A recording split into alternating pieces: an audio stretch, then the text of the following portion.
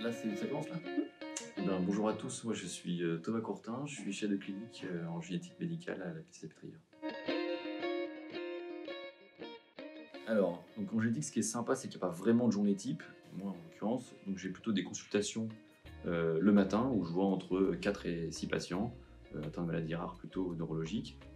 Il y a un temps de post-consultation où on fait donc les comptes rendus, etc. Et puis toute une partie de la journée qui est consacrée à la recherche, c'est-à-dire en gros l'étude des corps de patients, la recherche plus fondamentale éventuellement.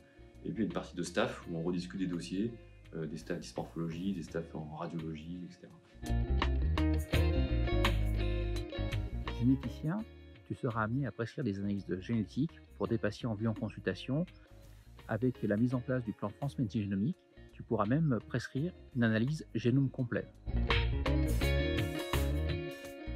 C'est comme prendre une loupe et regarder chaque base à la recherche de la variation qui va expliquer le phénotype du patient. Certaines variations impliquent des milliers, voire des millions de bases et modifient la structure du génome. Et quand ça ne suffit pas, on peut faire des études fonctionnelles sur l'ARN et les protéines. Concernant l'organisation de l'internat, il se déroule sur 4 ans au total. On peut rallonger l'internat si on le souhaite avec une FST ou un Master 2. La première année, c'est la phase socle, c'est la phase où on découvre la génétique.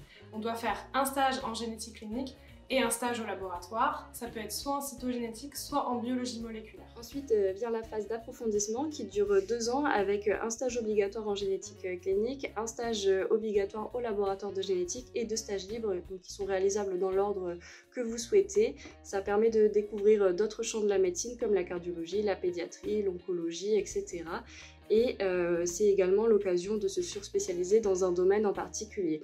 Ensuite, pendant cette phase d'approfondissement, vous avez l'occasion de réaliser les FST qui sont au nombre de 3 disponibles pour la génétique, à savoir la bioinformatique médicale, la phytopathologie et la génétique et médecine moléculaire bioclinique. Donc, la phase de consolidation correspond à l'année de docteur junior en génétique médicale, c'est la 4e année et l'interne ne peut la réaliser qu'après avoir passé sa thèse à la fin de sa phase d'approfondissement. La procédure de choix en génétique médicale est nationale. L'interne peut choisir pendant cette année de faire soit 2 stages de 6 mois, soit un seul stage de 1 an. Pendant ce stage, il va monter en compétences et éventuellement se surspécialiser pour préparer la suite de sa carrière. Alors, si vous avez aimé interpréter des IRM pendant votre externat, vous allez adorer interpréter un génome. Il y a le côté un peu grisant à la Sherlock Holmes d'essayer de trouver le diagnostic de vos patients parmi des milliers de variants.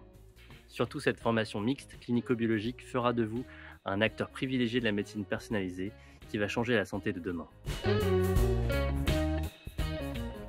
La génétique médicale est une spécialité qui est hyper enrichissante, autant d'un point de vue intellectuel car les connaissances évoluent en permanence, que d'un point de vue relationnel car on a un lien très fort entre généticiens mais aussi avec les patients qui nous font découvrir de nouvelles choses tous les jours.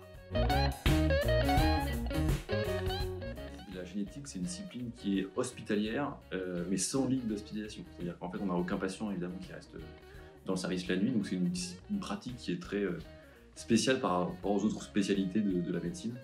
N'hésitez pas à prendre contact avec les internes référents SIGF et également les services de génétique pour découvrir cette spécialité qu'on ne connaît au final que très peu quand on est externe. Allez